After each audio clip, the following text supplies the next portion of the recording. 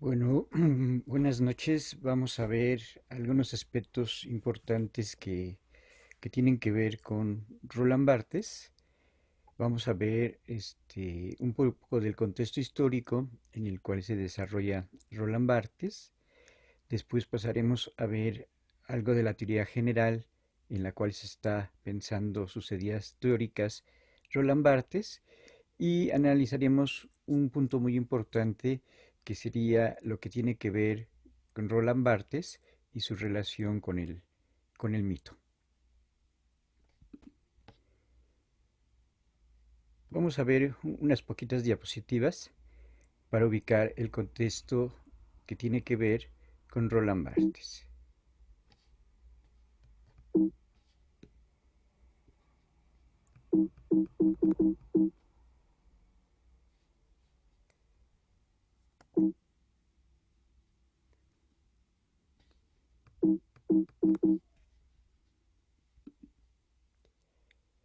Bueno, lo primero que podíamos mencionar de Roland Barthes, que como ya habíamos visto, es que se está inspirando en las ideas de Ferdinand de Saussure. Y en esta idea que tiene Ferdinand de Saussure, principalmente de que la lengua forma una estructura o la lengua forma un sistema, y otra idea muy importante de Ferdinand de Saussure va a ser la idea de que para la significación y para el sentido siempre estamos viendo los opuestos, siempre estamos viendo una relación de contrarios. Para que exista el significado, tiene que haber esta relación que se dé entre contrarios. Para que sea significativo, pues tendría que haber un contrario entre lo blanco y lo negro, entre un hombre y una mujer, o entre lo que sería la cultura y la naturaleza. Pero estas relaciones de contrarios serían muy importantes para todo lo que tiene que ver con la teoría de la significación.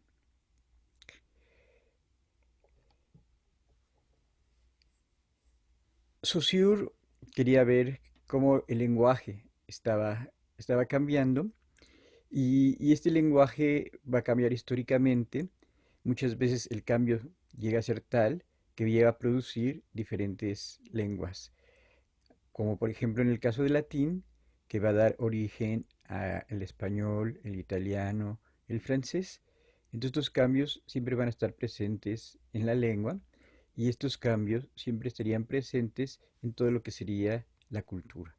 Por eso a Roland Barthes le interesa ver cómo se van a producir estos cambios significativos dentro de la cultura y que también dentro de la cultura va a haber grupos específicos que van a tratar de controlar el sentido o van a querer dar sentidos dominantes. Roland Barthes pues estaría inmerso en un gran grupo de pensadores del momento de los 50, 60 y 70, como sería Baudrillard, Derrida, Foucault, Lévi-Strauss, principalmente. A estos autores franceses se les va a conocer como el estructuralismo francés y van a tener influencia en Europa, en Inglaterra, en Estados Unidos y lógicamente también en Latinoamérica. Aquí tenemos una pequeña caricatura. Esta pequeña caricatura, Roland Barthes la va a incluir en uno de sus libros que se llama Roland Barthes por sí mismo. Entonces, en el lado derecho estaría Roland Barthes, después le seguiría eh, Levi Strauss, el que está sentado con los brazos cruzados sería Lacan, y el último sería Foucault. Entonces estos cuatro pensadores estarían siguiendo esta teoría de las estructuras de la sociedad, las estructuras del inconsciente, las estructuras de la cultura y las estructuras que tienen que ver con la literatura y las estructuras que tienen que ver con la semiología.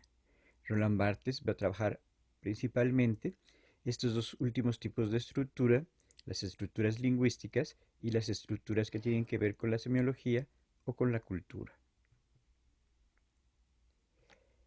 Algunas de las ideas en las cuales también se va a inspirar Roland Barthes va a ser principalmente en Levi Strauss, que estudia desde el punto de vista antropológico la cultura y también estudia lo que tiene que ver con el mito. Entonces va a ser muy importante para Roland Barthes relacionar todo lo que tiene que ver con la semiología, con el campo de la cultura, y uno de sus primeros temas de estudio va a ser el tema que tiene que ver con los mitos, que es lo que vamos a ver el día de hoy. Aquí está ya una foto y un dibujo de Roland Barthes. Podemos caracterizar a Roland Barthes como crítico literario, también como sociólogo y como filósofo. Él va a nacer en 1913 y su muerte se va a producir en el año de 1980. Algunas de sus influencias, aparte de Levi Strauss y aparte de Saussure, sería eh, la influencia del marxismo, y principalmente estas ideas las trataría de aplicar al campo de la literatura. Algunos consideran que Roland Barthes sería uno de los principales pensadores del siglo XX, principalmente en el campo de la cultura, en el campo de la semiología y lo que tiene que ver con el campo de la literatura.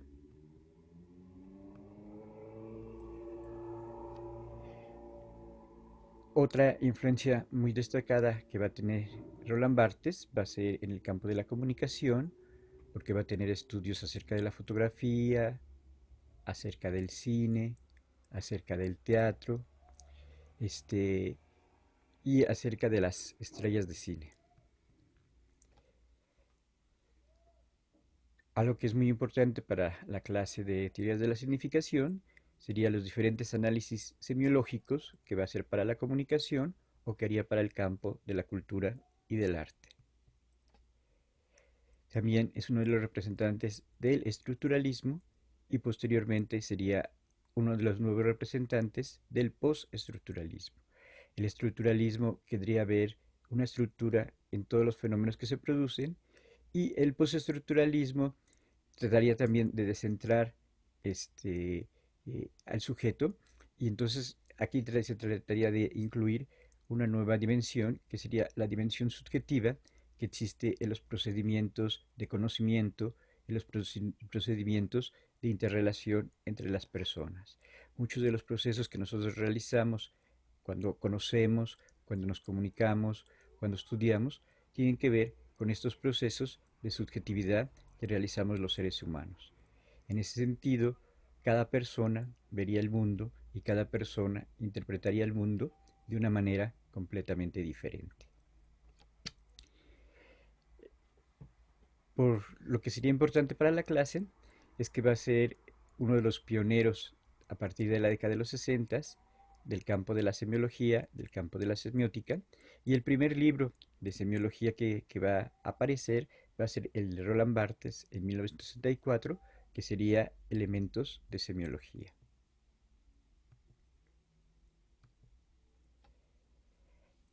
Una de las principales ideas de Roland Barthes es que todas las formas de comunicación y todas las formas de cultura serían artificiales. Nada sería natural. Nosotros nacemos y todo lo que hacemos serían formas culturales. Hablar, caminar, escribir, estudiar, enamorarnos, todos serían formas artificiales. La cultura sería un gran artificio que nos es enseñado desde el momento en que nacemos y que siempre estaríamos aprendiendo y siempre nos estaríamos comunicando a partir de esas formas artificiales que sería la cultura. Para Roland Barthes estaríamos en una pecera y toda esa pecera sería la cultura, y nosotros seríamos como estos pececitos que están dentro de esa pecera, pero que jamás podríamos salir de esta agua o de esta cultura que nos está rodeando. Por eso muchas veces ni siquiera nos daríamos cuenta de que estamos en formas culturales, en formas de comunicación, porque no logramos ver esa pecera y esa agua que nos está rodeando, pero siempre toda forma de comunicación estaría ligada a la cultura. Seríamos seres culturales, seres simbólicos principalmente.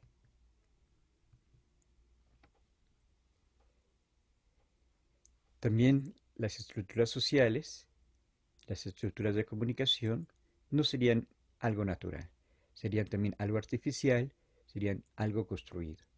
Por eso existen diferentes culturas, por eso existen diferentes sociedades.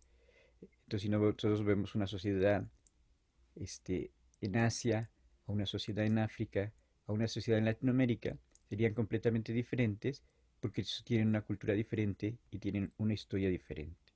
Entonces serían completamente artificiales, serían completamente construidas. Y la última idea que vamos a tratar en estas diapositivas sería que todo puede convertirse en un signo.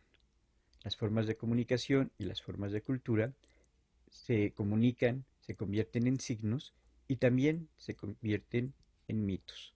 Entonces es muy importante esta idea de que el mito, esta idea que tiene que ver con la mitología.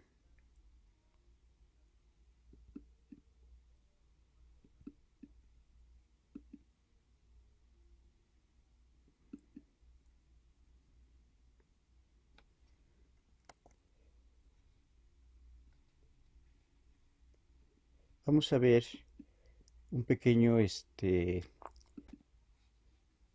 vamos a ver un pequeño video acerca de su biografía. Antes de continuar, es necesario hacer un recorrido breve de su biografía para entender desde qué lugar escribe y desarrolla su pensamiento. Este prolífico escritor nació en 1915 en Cherburgo, Francia. Tuvo una niñez marcada por la pobreza y el aburrimiento de vivir en el campo y más tarde en la adultez lo perseguía la enfermedad. Es así que en 1934 padeció una hemorragia pulmonar que lesionó su pulmón izquierdo y lo dejó vulnerable a varios ataques de tuberculosis. Fue durante la convalecencia que se dedicó a leer los libros con los que escribió sus primeros artículos sobre lingüística publicados en revistas francesas. Fue profesor, crítico literario, filósofo, ensayista y fundó la semiología en Francia. Se interesó por la naturaleza y la producción e interpretación de los signos no lingüísticos. Murió en París en 1980. Tuvo distintas etapas de producción teórica donde puede verse su vocación translingüística. La primera fue el deslumbramiento por el lenguaje y la desnaturalización del significante.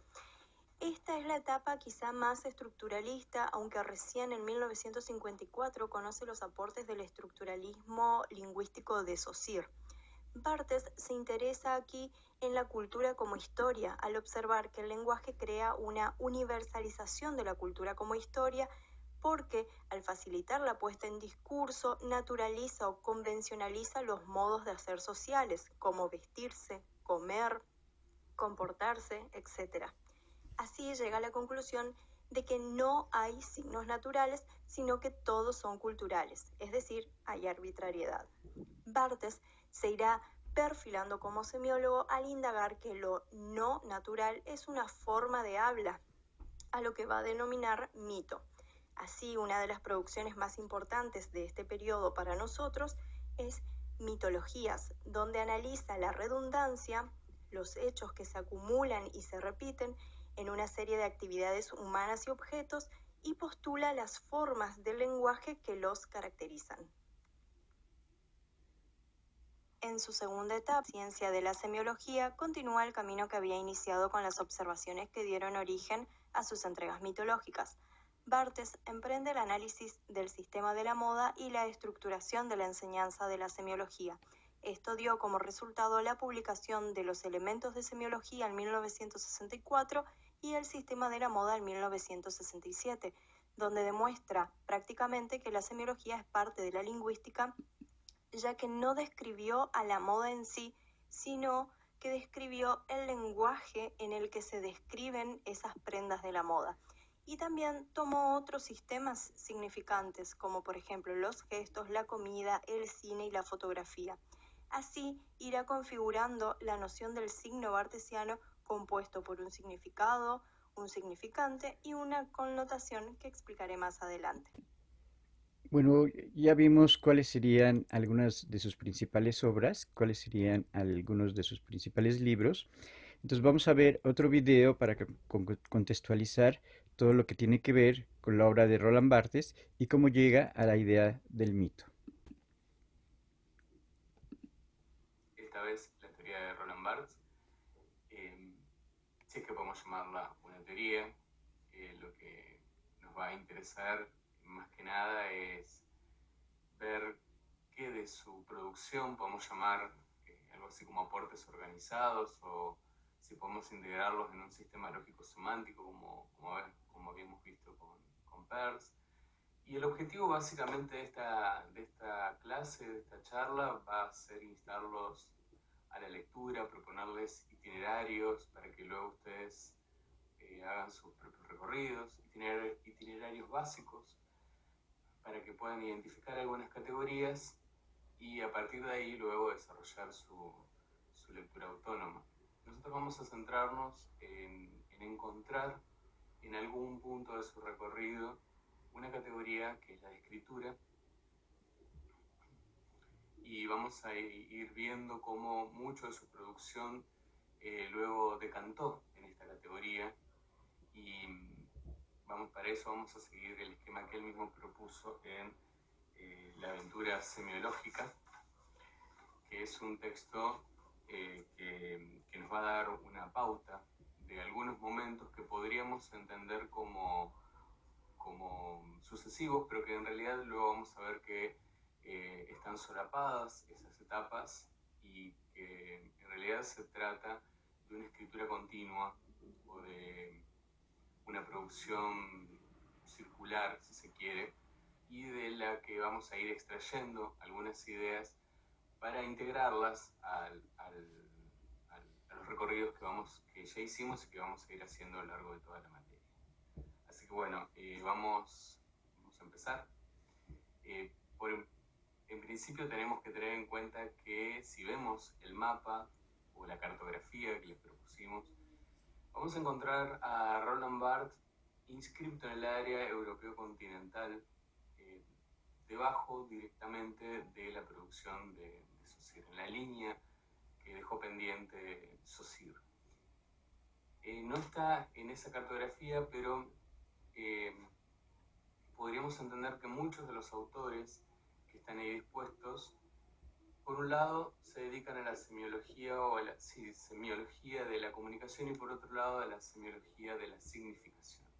En Argentina, como en distintas partes del mundo, se desarrolló mucho más la semiología de la comunicación, más que de la significación, que es la que a nosotros nos interesa. Esto tiene que ver no con cuestiones propias de la disciplina, sino con apropiaciones que se fueron haciendo de distintas disciplinas del campo de estudios de la semiótica, y que tienen más que ver con cuestiones académicas, con cuestiones editoriales, incluso hasta con cuestiones políticas, de política académica, política editorial,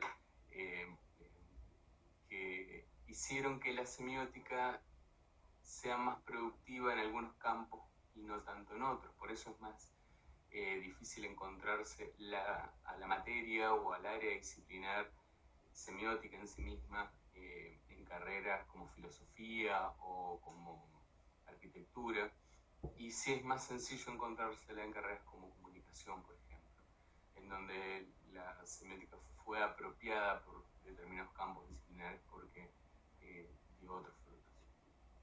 Sin embargo, Roland Barthes profundizó sus estudios más en la semiología de la significación, que eso es algo que luego vamos a ir desarrollando a lo largo del cursado del cuatrimestre, qué es la significación y cómo se fue desarrollando la semiología de la significación a partir del seguimiento de determinados autores.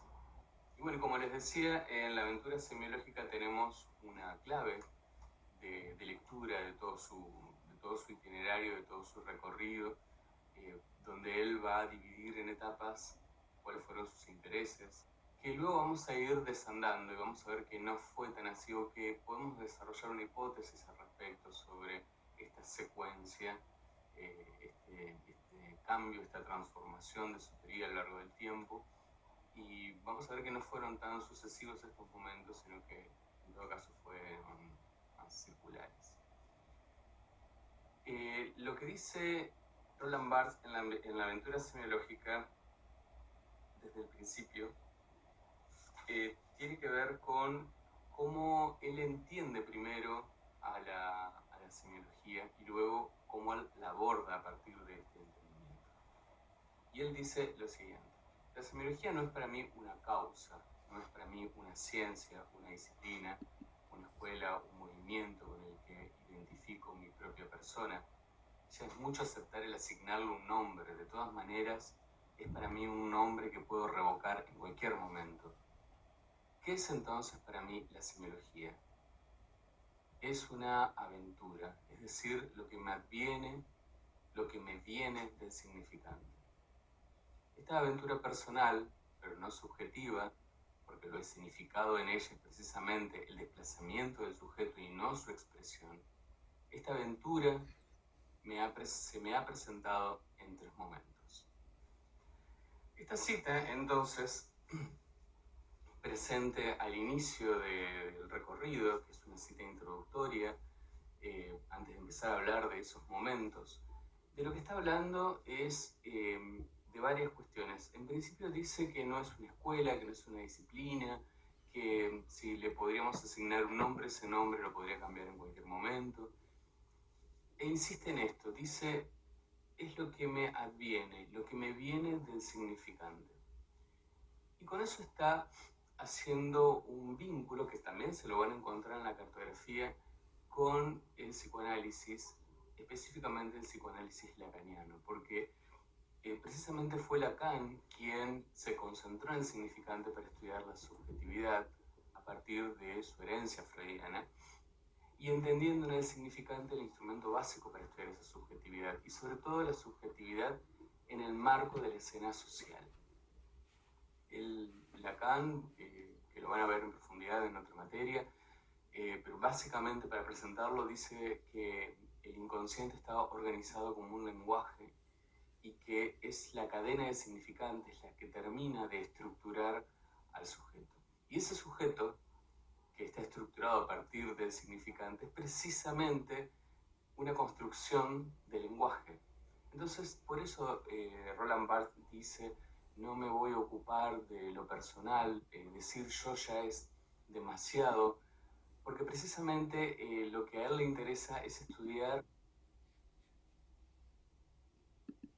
cómo el significante construye la subjetividad y no es la persona la que se estudia, sino aquello que construye a la persona o aquello que construye al sujeto, que es, en su caso, el significante.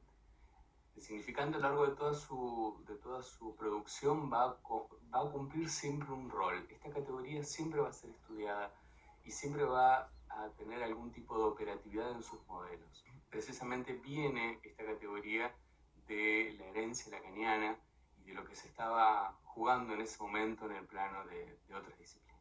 De esta manera entonces vemos cómo él entiende esta aventura y cómo esquematiza en 3 momentos a lo largo de toda su producción. Nosotros vamos a ir tomando esos 3 momentos, vamos a ir siguiendo esta clave de lectura, y por cada uno de estos momentos vamos a tomar algún texto y vamos a ir ejemplificando y analizando y trabajando algunos casos para ir comprendiendo no los casos solamente en sí mismos, sino qué modelos él va a proponer para su análisis. Es entonces en la aventura semiológica, en la primera parte de este análisis, de este recorrido que él hace.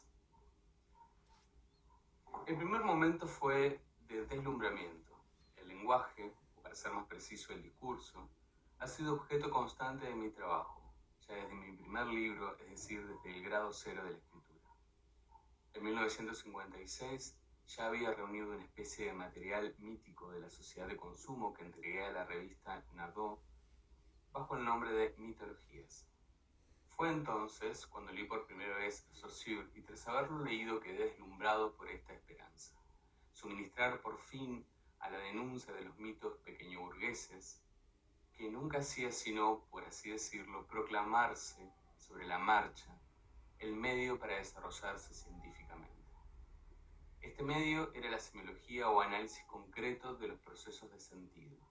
Repito, este medio era la semiología o análisis concreto de los procesos de sentido, gracias a los cuales la burguesía convierte su cultura histórica de clase en cultura universal. La semiología se me apareció entonces por su porvenir, su programa y sus tareas como el método fundamental de la crítica ideológica. Expresé ese deslumbramiento y esa esperanza en el posfacio de mitologías, texto que quizás haya envejecido científicamente, pero que es un texto eufórico porque infundía seguridad al compromiso intelectual, proporcionándole un instrumento de análisis y responsabilizaba el estudio del sentido, asignándole un alcance político. La semiología ha evolucionado desde 1956, su historia se ha enajenado en cierta medida, pero sigo convencido de que toda crítica ideológica, si quiere escapar de la pura reafirmación de su necesidad, no puede ser más que semiológica. El análisis del contenido semiológico de la semiología, como pretendía el estudiante que acabo de mencionar, porque mencionó antes un estudiante, no podría llevarse a cabo sino por caminos semiológicos. Barthes postula a la semiología por primera vez como una semiología crítica del momento, una disciplina que tiene que ser crítica del momento, que debe desnaturalizar, que debe desarmar aquello que se entiende como universal para mostrarlo como lo que es fundamentalmente, básicamente algo coyuntural, algo que una cultura construye en una época determinada para hacerlo pasar como universal. Y dice que es la semiología la que debe aportar esos elementos de análisis para mostrar cómo en el fondo de lo que se está hablando es de la distribución del poder, como el ejercicio y la distribución del poder. Y que precisamente la semiología es la ciencia que tiene que mostrar esto, este proceso como un proceso de naturalización de ciertos sentidos, porque las luchas por el poder son en realidad luchas por el sentido, por el monopolio del sentido. Y básicamente él lo que toma de Saussure es esta noción de la noción de signo compuesta por significante y significado ya proyectados a la vida social, y que si entendemos a la vida social como una producción sígnica, a partir de ahí nosotros podemos empezar a hacer un análisis.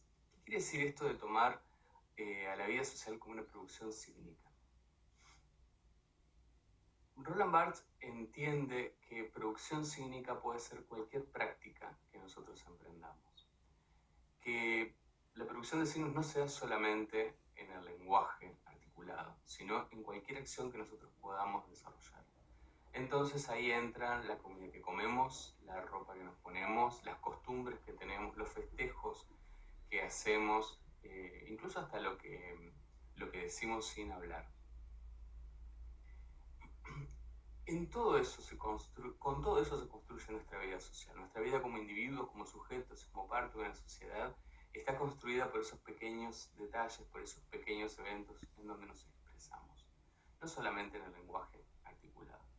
Estas pequeñas prácticas tienen la característica de no ser cuestionadas, de estar naturalizadas en nuestra vida. Y es precisamente por eso que no las cuestionamos, porque están naturalizadas. Entonces él propone entender al signo en sí mismo como significante de otro signo. El signo, la producción de sentido, es decir, aquello que nosotros hacemos, es un significante de otro signo. Es decir, hay significantes vacíos, significantes que están flotando y que se van cargando de significado a medida que pasa el tiempo y se van actualizando y van creando cadenas de sentido en las cuales nosotros nos inscribimos sin cuestionarlo, de manera reproductiva. Él propone entonces este modelo. Imagínense esto, nosotros tenemos un significante que es una práctica cualquiera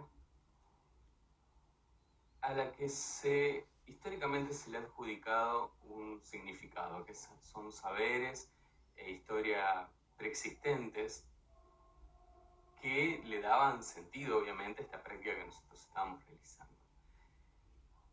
Este significante y este significado construyen un sentido, que es una noción que se cristaliza con el tiempo y que sintetiza saberes e historia.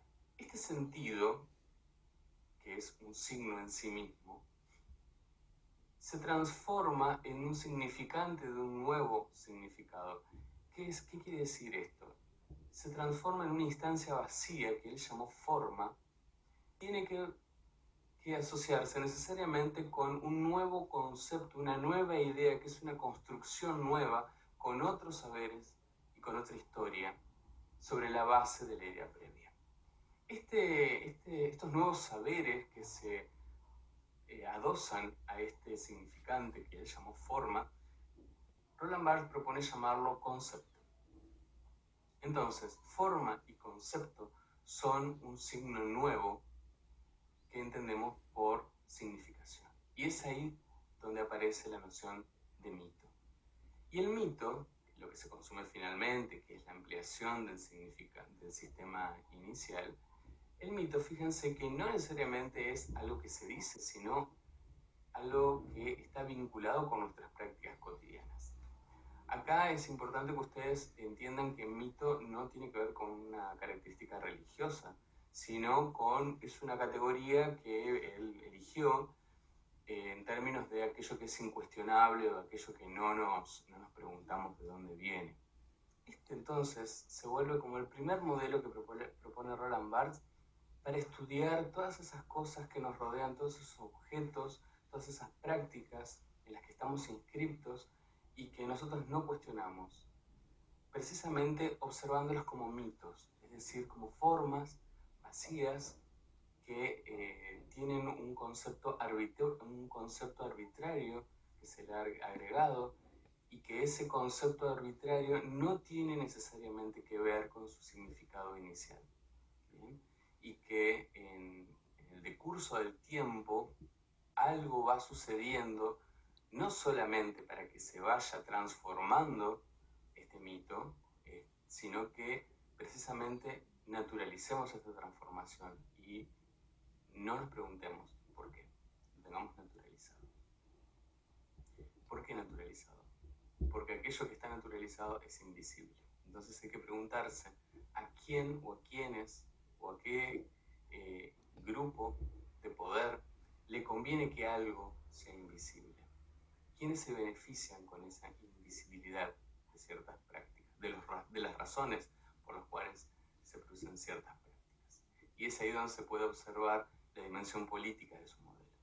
Bien, al inicio recuerdan que mencioné una variedad de prácticas sociales que están vinculadas con esto de la producción sígnica, ¿no? Hablé de eventos, de objetos que nos rodean, de un montón de cosas que están conformando nuestra vida diariamente y que nosotros nos preguntamos necesariamente por qué son esas y por qué las usamos de esa manera y por qué las ejecutamos y las practicamos de determinada manera.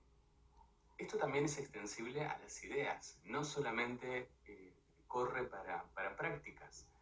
Por ejemplo, si tomamos la idea de adolescencia, ¿no? Que está por debajo de ciertas prácticas, ¿no? Podríamos analizar la complejidad de este concepto. Bueno, vimos así algunas ideas importantes que para Roland Barthes todo es cultural, pero sin embargo este sentido pasa más o menos como aparente, como que es algo natural y que la gente no va a cuestionar. Eso va a ser, por ejemplo, para el caso de los mitos, para el caso de ciertas relaciones sociales, que las vivimos culturalmente, que las vivimos socialmente, pero no cuestionamos eso que estamos viviendo. A esto que no cuestionamos, Roland Barthes los trata de explicar y a continuación vamos a ver cómo Roland Barthes piensa que se construye el mito acerca de un caso en particular. En este caso en particular sería el del automóvil, un automóvil que está surgiendo en el año más o menos de 56-57 y este automóvil se presenta como un auto de lujo, pero no solamente se va a presentar como un auto de lujo, sino le van a dar los publicistas ciertas características que se tendrían que ver con lo erótico, que tendrían que ver con lo atractivo para las personas y que estaría como indicando para Roland Barthes en un término bastante fuerte que la gente se está prostituyendo porque está consumiendo este tipo de artículos, este tipo de automóvil. Pero la publicidad te lo quiere presentar como una nueva forma de consumir, como una nueva forma de un estilo de vida que las personas deberían de comprar ese automóvil. Vamos a ver este análisis del mito del automóvil. Pero hay también otro texto que yo quisiera mencionar en ese contexto que nos lleva nuevamente a los años 55. Es un texto que me parece que es muy conocido también, ¿no? Que es sobre la DS, la Citroën DS. Estamos en el año 1955 y es el gran momento cuando Barthes pues, ve de qué forma se construye el mito de de un automóvil nuevo, por Citroën. Y analiza las imágenes de la Nouvelle Citroën que se llama DS. DS, pero pronunciado, una palabra, digamos unas siglas pronunciadas a la francesa significan diosa. Y es esta puesta en escena de este automóvil, o sea, de esta fabricación en serie masiva de un producto que nada tiene de diosa, que trata de estudiar entonces cómo se pone en escena. Su primera, en el texto que bastante famoso de Barthes, también integrado a las mitologías, ahí se refiere en la primera fase, que siempre, digamos, la fase que introduce una sorpresa, como ya lo habíamos visto en Paris n'a pas été inondé, es decir, con una frase donde se relaciona la catástrofe natural con la fiesta. Ahí relaciona pues la Nouvelle Citroën, el nuevo coche, en francés el coche es femenino, la Nouvelle Citroën, con las catedrales góticas. Una sorpresa bastante grande para cualquier lector al comienzo.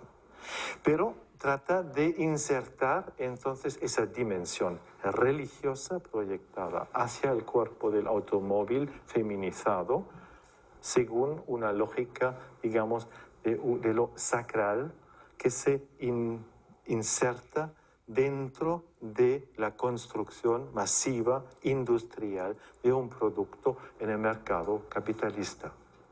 Barthes, entonces, trata de averiguar de qué forma entonces, esta digamos, transformación en un mito funciona a base, digamos, a nivel de la creación de una naturaleza, o sea, la inserción de una creación industrial dentro de un contexto natural, o analiza por ejemplo, esta presentación de la DS en la primera página de una de las grandes revistas de la época, o sea, la inserción dentro de una naturaleza y al mismo tiempo la naturalización de la mujer. De una mujer que se convierte en diosa, transfiriendo entonces la dimensión de la feminidad al interior de este coche, que luego el yo que se acerca en un viaje de los sentidos a este objeto. La transformación del objeto entonces es una transformación en el sentido de la sacralización de lo profano y de la profanación de lo sagrado. Esa sacralización de lo profano radica ya en la palabra que he mencionado ya 3 veces, creación. Una palabra reservada hasta principios del siglo XIX a la creación por el creador. No sé si conocen el lema actual de Renault, no de Citroën, créateur d'automobile. Es todavía esa referencia a la creación que conlleva pues esa dimensión de lo sagrado. Y Barthes analiza de qué forma entonces se utiliza esta dimensión de lo sagrado. Una dimensión que por supuesto también pues se atribuye a un objeto que es estable desde el movimiento. Es un elemento muy importante para la creación de la déesse. Tenía una tecnología nueva para balancear el coche y por eso mismo pues tenía una capacidad mayor de correr en las curvas, cosa que se pone en escena entonces en Paris Match y en otras revistas masivas de la época. Pero digamos, movimiento también algo casi milagroso, o sea que no se cae, no sale de la curva, tiene características muy sui generis, se vincula con en este mito que se crea y que Barthes entonces trata de analizar con lo clandestino, con lo íntimo, con lo que vemos solamente a través de un hueco en la cerradura de una puerta, en algo erótico, entonces, donde solamente vemos, o quizá más entrevemos, el objeto del deseo. Y en el viaje de los sentidos de Barthes, que Barthes pone en escena para luego ver de qué forma funciona el mito, vemos cómo los sentidos de la lejanía se transforman en sentidos de la cercanía. Como entonces primero nos acercamos desde la vista, o sea, la visión, según el filósofo alemán Helmut Plessner, la antropología filosófica de Plessner, forma parte entonces, o es el sentido más distante, el ojo, que entonces puede mirar mucho más lejos que, digamos, el oído, que alcanza no una distancia tan grande, pero el oído entonces es el segundo sentido que se intercala en el acercamiento al coche, que luego también pues ahí surge el olor, el perfume de los elementos que configuran el coche y ya la apertura hacia adentro, lo táctil, o sea, lo que se puede tocar, lo que se puede entonces entender por el tacto, por la dimensión táctil, por un sentido de la cercanía. Y también la convierte el centro del coche en algo que se puede chupar, o sea, interiorizar, integrar dentro de la boca. En este movimiento que tiene de clandestino y de erotismo a través de esta dimensión, entonces enfoca Barthes en su texto, basándose en las fotografías de la época, las aperturas, digamos, la dimensión de lo erótico, es decir, de lo que es cerrado pero que se puede abrir, de los intersticios en el que los constructores de este automóvil han prestado un interés muy destacado. Es decir, en les fentes, les ouvertures, lo que se abre, lo que se puede abrir y lo que se puede tocar, por lo tanto, ver hacia adentro, ver la apertura, y entonces pone en escena toda una serie de movimientos que toman posesión de esa interioridad del automóvil femenino, ¿no? De la déesse.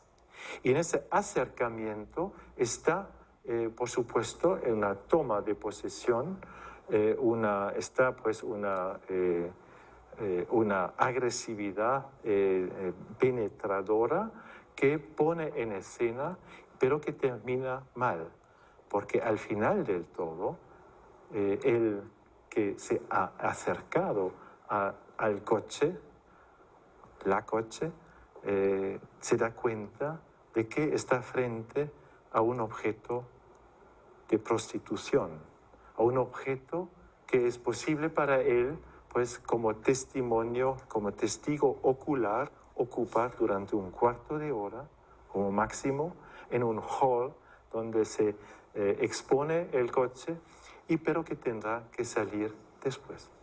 Es la prostitución de un objeto transformado en mito, mitologizado por toda una serie de procedimientos que analiza en este texto, pero que al mismo tiempo pues tratan de esconder de que no se trata de una naturaleza, sino de una historia construida de forma paralela a la construcción industrial del automóvil. Y en ese sentido, pues, vemos de qué forma, entonces, también esa mitología tiene una estructura abierta. ¿Puedo interrumpir? Sí. Habla él del sentido del oído. Del oído, sí, también. Porque en el Citroën DS había algo muy sensual en el momento en que uno apagaba el coche. El sistema de amortiguación perdía el aire y hacía... Sí, sí, sí. Por a la hora de prenderlo, el coche... Sí, sí, sí, exactamente. Y era una, bueno, visto desde este punto de vista, una penetración del coche a través del oído en el conductor. Sí, sí, exactamente, porque por eso me he referido, digamos, primero a lo ocular, como el sentido de la distancia, y luego el oído, ¿no? Que es más cerca, que incluso se puede escuchar desde fuera, pero una vez dentro, digamos, tiene a su alcance otros elementos, ¿no? Otros elementos sensuales, también, por ejemplo, las curvas de los asientos, etcétera, etcétera. O sea que, y puede mover las aperturas del coche. Entonces, son elementos, digamos, es un viaje de los sentidos, desde los sentidos de la distancia, de la lejanía, a los sentidos, digamos, de la cercanía y de la posesión, ¿no?